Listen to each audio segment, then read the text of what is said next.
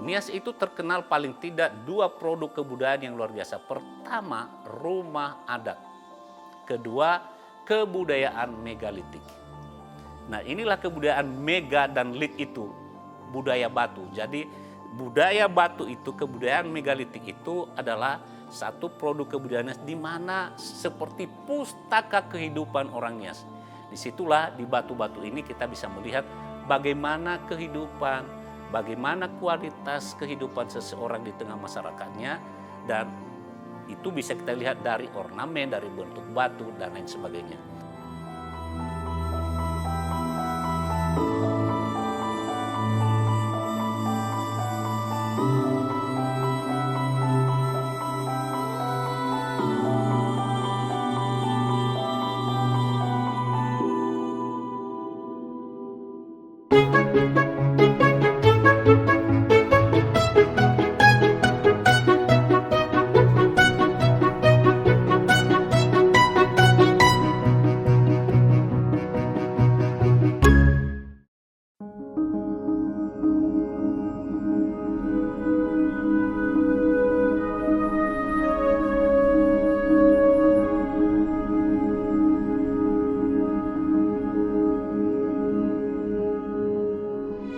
Nias memiliki sejuta potensi wisata nan menawan, hingga dunia pun mengakuinya.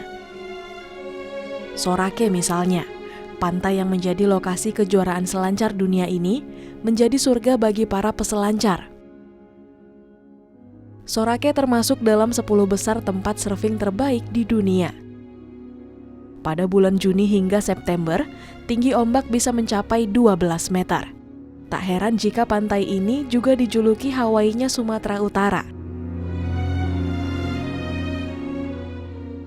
Masih tentang wisata bahari, tidak hanya Sorake yang bersebelahan dengan Lagundri, pantai seperti Tureloto di Nias Utara dan Pulau Telo serta pulau-pulau Batu di Nias Selatan juga mempesona dan menanti untuk dikembangkan. Tak hanya pantai, Nias Selatan juga memiliki kekayaan adat budaya yang melegenda. Sejak zaman megalitikum hingga kini masih dapat dinikmati wisatawan. Tak heran jika Nias juga dijuluki The Living Megalithic Culture, atau budaya megalitik yang masih hidup sejak 5.000 tahun lalu hingga kini. Gambaran lengkap warisan budaya nenek moyang suku Nias sejak zaman batu besar atau megalitikum dapat dilihat langsung di Museum Pusaka Nias, satu-satunya museum yang ada di Nias. Yahowu, saya Nata Aloiduha, Direktur Museum Pusaka Nias. Kita bicara soal latar belakang bagaimana dan mengapa didirikan Museum Pusaka Nias di kota Gunung Sitoli. Bukan saya yang mendirikan, tetapi Pastor Johannes M. Hemmerle, itu seorang rohaniwan gereja Katolik. Dan sebenarnya dia tidak datang ke sini dari Jerman ke Pulau Nias untuk mendirikan Museum Pusaka Nias. Dia datang di sini semata seorang rohaniwan, misionaris yang diutus oleh kongregasinya untuk menyebarkan katakanlah ajaran agama ya, Injil pada saat itu. Tapi ketika dia sampai di sini di Pulau Nias, ternyata dia melihat satu fenomena yang terjadi pada saat itu, pasar begitu liar tentang barang-barang antik. Dan dia melihat itu sebelum dia datang di Medan, kemudian sampai di sini. Dan dia melihat bahwa ini mau dibawa semua keluar. Nah, ketika itu terjadi, dia belum tahu apa-apa tentang Nias.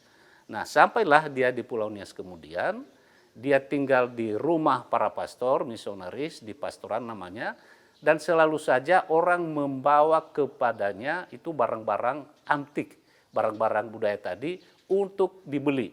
Karena mereka orang-orang Nias dari kampus sudah tahu, sudah terbiasa kalau ada orang berkulit putih, orang bule, pasti itu akan membeli barang antik. Pendiri Museum Pusaka Nias, Pastor Johannes Hammerle, bertugas di Nias sejak tahun 1971. Ia pun tertarik pada budaya dan sejarah Nias yang berpotensi punah karena kemiskinan dan minimnya pendidikan warga di daerah terpencil.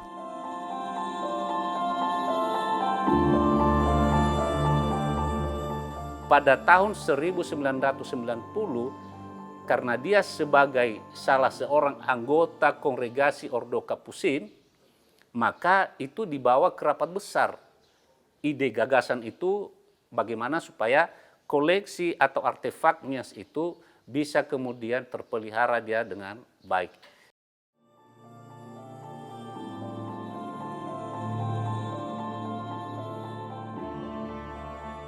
Rupanya di gereja Katolik itu ada ajaran Vatikan atau keputusan rapat para paus, itu diputuskan juga bahwa gereja punya kewajiban untuk melestarikan, mengangkat nilai-nilai luhur tentang budaya setempat di mana sudah hadir. Jadi karena itu kemudian museum ini didirikan.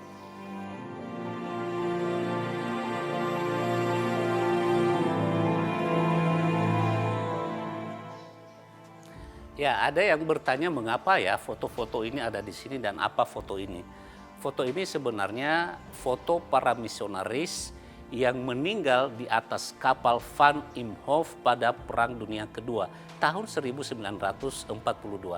Dan kita pilih berbagai foto yang menarik ini karena ini adalah salah seorang dari misionaris gereja Protestan dan dia adalah Eporus pertama, pimpinan gereja Protestan lokal pertama di Pulau Nias yang kemudian meninggal di atas kapal itu.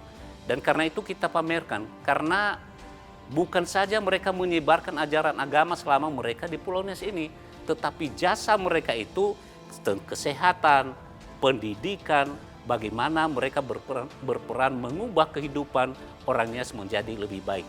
Oleh karena jasa mereka itu kemudian kita buat pameran ini dan mau kita katakan bahwa jangan sekali-sekali melupakan sejarah orang-orang yang telah melakukan perbaikan di Pulau Nias ini.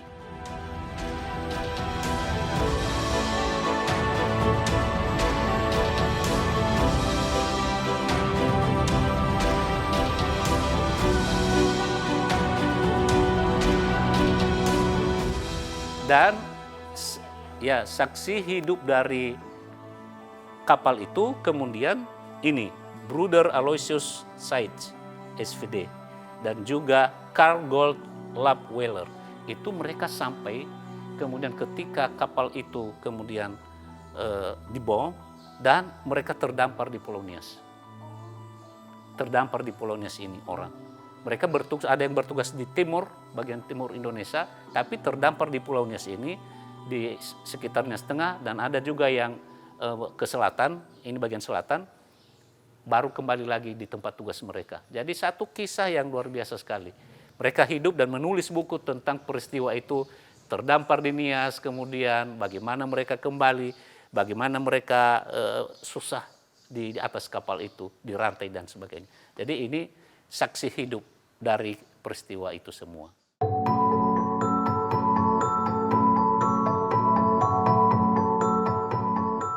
Banyak kegiatan yang lain, mulai dari pameran. Di pameran koleksi itu kemudian disampaikanlah yang namanya tadi, kenapa kita mengumpulkan sejarah, kearifan, dan berbagai keunikan kebudayaan para leluhur lainnya. Supaya anak-anak muda mengenal, tidak hanya mengenal atau mengetahui sisi-sisi gelap dari kebudayaan itu, tetapi mereka memahami keunggulannya sehingga mereka bisa bangga untuk itu dan meneruskannya sebagai modal untuk perkembangan dan kemajuan di masa depannya.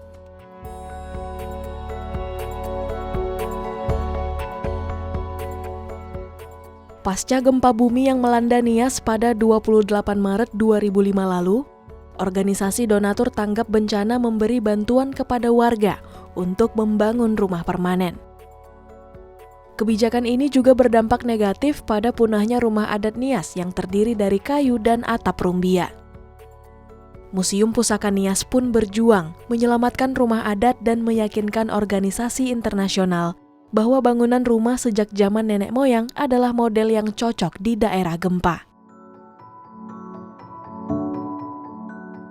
kita aktif di desa untuk perlindungan rumah-rumah adat. Nah, lalu kita juga mengembangkan perpustakaan. Lalu kemudian di sekitar Museum Pusaka Nias ini, kita juga misalnya menanam berbagai fauna dan flora yang ada di Pulau Nias. Apa tujuannya itu? Karena supaya budaya dan pusaka dan alam itu atau manusia itu tidak dipisahkan. Karena pusaka alam, pusaka budaya, dan manusia tidak bisa dipisahkan. Jadi kalau kita bicara soal budaya, kita tidak bisa lepaskan dia dari alam itu sendiri. Maka semua yang ada di alam Pulau Nias itu pusaka Pulau Nias dan ditanam di sini supaya orang mengetahuinya apa manfaatnya, apa hubungannya dengan kebudayaan, apa hubungannya dengan kehidupan orang-orang atau leluhur orang Nias.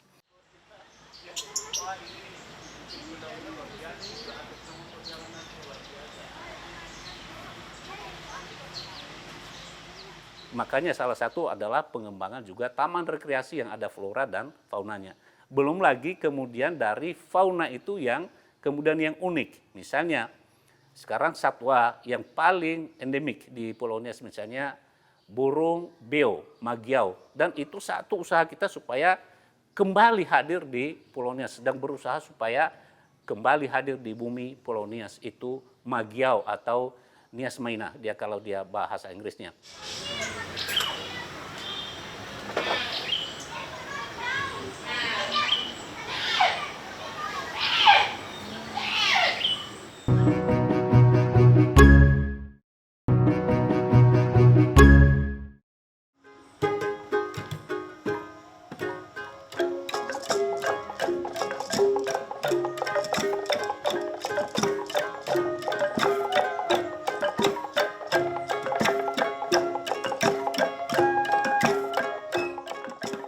Sanggar juga, musik tradisional.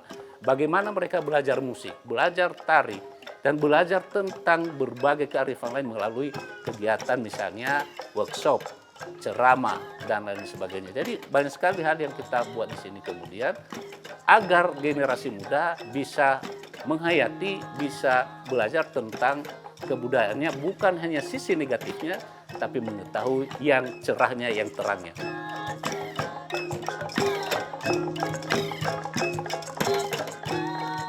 Lebih dari 6.000 artefak yang dimiliki museum ini dan hanya sebagian saja yang dipamerkan. Benda budaya sejak zaman megalitikum yang ada membantu para peneliti yang melakukan studi tentang sejarah dan kehidupan lampau leluhur Nias. Nias ini lokasi yang cukup menarik ya, dan kenapa saya tertarik sebetulnya karena pada tahun 1886 ada penjelajah dari Italia yang datang ke Nias. Kemudian dia membawa banyak sekali koleksi Nias ke Eropa. Nah, dan sekarang kita kehilangan ceritanya, kita kehilangan aksesnya. Jadi saya berharap dalam penelitian saya bisa memberikan kembali cerita tersebut ke masyarakat Nias. Dan juga mungkin mengembalikan secara digital koleksi-koleksi Nias yang ada di Italia tersebut. Seperti itu.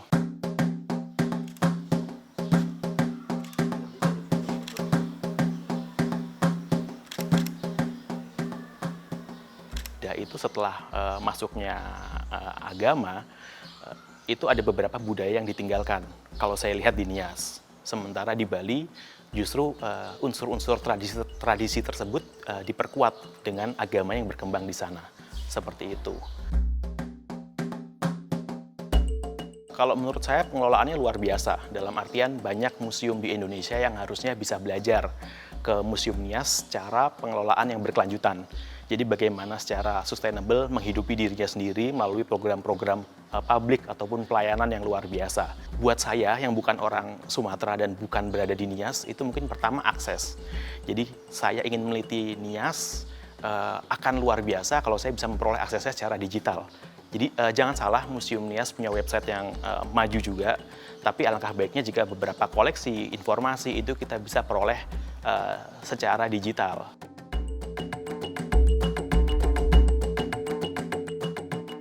Jadi saya datang dari Sibolga, pergi ke pantai Soraki, dan dari sana pergi ke desa Bawo Matalauo dan belajar tentang adat dan budaya asli dari sini. Lalu saya pergi ke Pulau Telok dan santai di pantai. Tahu ini dari teman asli dari sini dan dia bilang kalau saya mau belajar tentang budaya Nias harus datang ke sini karena saya tidak punya cukup waktu untuk pergi ke semua tempat di Nias. Jadi kalau saya datang ke museum ini bisa belajar tentang banyak adat dan budaya sekeliling Nias. Jadi di Inggris saya belajar antropologi sosial dan bahasa Indonesia selama 4 tahun. Membaca sedikit tentang budaya di sini, ada batu megalitik dan itu sangat menarik. Jadi itu kenapa saya datang ke sini. Sangat ramah, selalu membantu saya kalau saya hilang atau ada masalah. Ya, itu pengalaman di sini sangat baik ya.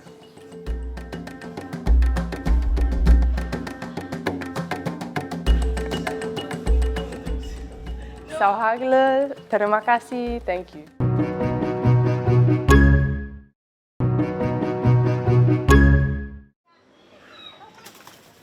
Nasib fauna endemik Nias yang berada di ambang kepunahan juga tak luput dari perhatian Museum Pusaka Nias.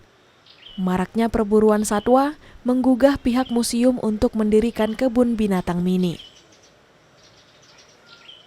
Magiau atau Nias maina, burung beo Nias. Ini burung yang paling endemik, tetapi sayang sekali kita tidak lagi melihatnya, hampir tidak melihatnya di hutan-hutan di Nias. Karena sudah habis. Karena itu Museum Pusaka Nias berkampanye, mengedukasi, melakukan upaya perlindungan satwa yang paling langka ini, yang endemik ini.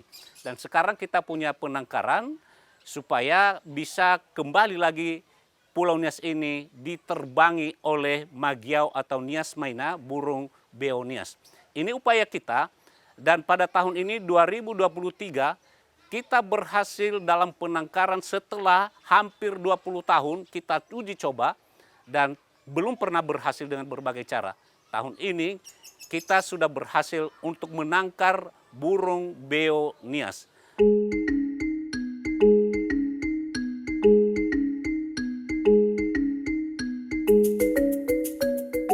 Jadi jangan lagi ditangkap, jangan lagi dibunuh, jangan lagi diperjualbelikan, dan mari kita melindungi pusaka alam Pulau Nias sehingga kita semakin banyak keunikan, daya tarik, dan juga potensi yang dimiliki sebagai potensi pariwisata juga dan juga berpengaruh pada ekonomi dan lingkungan.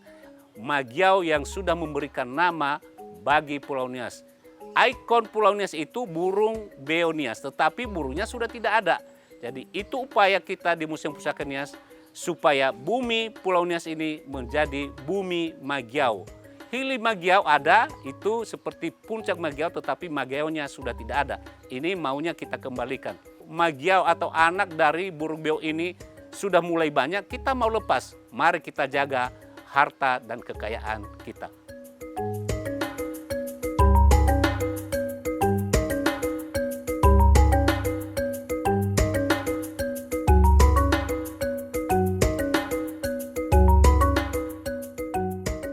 Museum Pusaka Nias, jangankan dari pemerintah, mengharapkan partisipasi setiap orang untuk ikut dalam mencapai visi misi ini untuk melindungi semua pusaka dan kebudayaan yang ada di Nias ini supaya terlibat. Jadi kita sangat berharap supaya pemerintah ikut. Tetapi ini kita tidak mau bergantung sama pemerintah saja. Kita museum swasta, kita tahu kita harus berperan aktif. Kita tidak hanya menjadi beban bagi negara dan pemerintah. Nah, bagaimana itu mandiri? Kita berusaha supaya kita tidak jadi beban pemerintah terus-menerus. Nah, kita sangat butuh perhatian pemerintah. Tetapi kita berusaha juga supaya kita tidak jadi beban. Nah, bagaimana supaya mandiri atau paling tidak jadi beban? Nah, kita bikin berbagai kegiatan di sini. Misalnya mulai dengan masuk museum itu orang katakan itu karcis masuk. Kita katakan bukan karcis masuk. Tetapi adalah dukungan setiap orang ketika dia ikut berpartisipasi mendukung museum ini melakukan pelestarian pusaka Pulau Nias. Lihat tadi waktu dia buka mulut. Hah? Wah. Wah, ini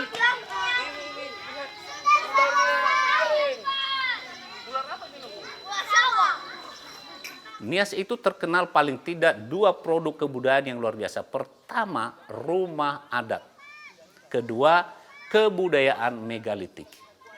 Nah, inilah kebudayaan mega dan lit itu, budaya batu. Jadi, budaya batu itu, kebudayaan megalitik itu adalah satu produk kebudayaan Nias di mana seperti pustaka kehidupan orang Nias. Disitulah di batu-batu ini kita bisa melihat bagaimana kehidupan, bagaimana kualitas kehidupan seseorang di tengah masyarakatnya, dan itu bisa kita lihat dari ornamen, dari bentuk batu, dan lain sebagainya.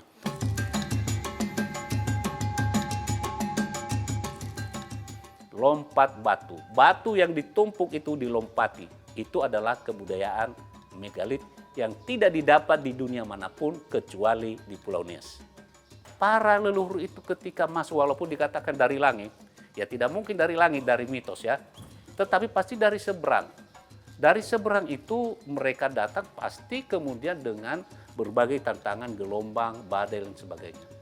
Dan dari cerita-cerita kemudian mereka naik, kalau kita lihat fenomena seperti ada kepala naga itu Lasara namanya. Lasar, ya seperti ini. Lasara itu kemudian itu rupanya artinya itu perahu. Kalau bahasa yang lainnya owo. Nah, artinya yang ada di laut itu adalah perahu. Sekarang ya perahunya tidak selalu perahu yang kecil, ya itu artinya bisa entah perahu besar, ya, owo. Dan kemudian ketika owo itu sebagai rumah mereka di laut dengan berbagai tantangan gelombang, ya sampai di situ menyeberangi sampai ke Pulau Nias. Sampai di Pulau Nias ini pun gelombang itu, badai itu, tantangan itu tidaklah berhenti.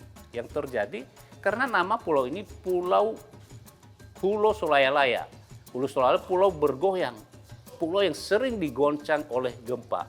Maka bagaimana mereka itu tadi dari tantangan di laut, tantangan di darat, mereka mendirikan kemudian rumah yang sepertinya konsep perahu dari laut kemudian ke darat.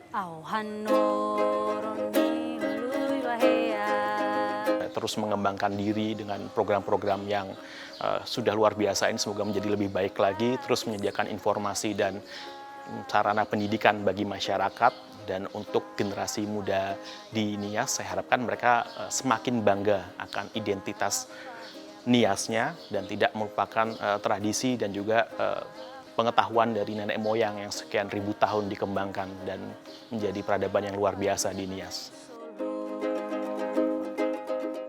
Khusus orang-orang Nias yang mengenal bahasa Nias. Dataroroge fefu wa atua-tua ba odrita rasa tua da mefena. Bere medae fefu jitobali jodroe fangeranye rada basi tobali enae tola la fola hemi bala fosumange ita niha moroi basoita nebeu.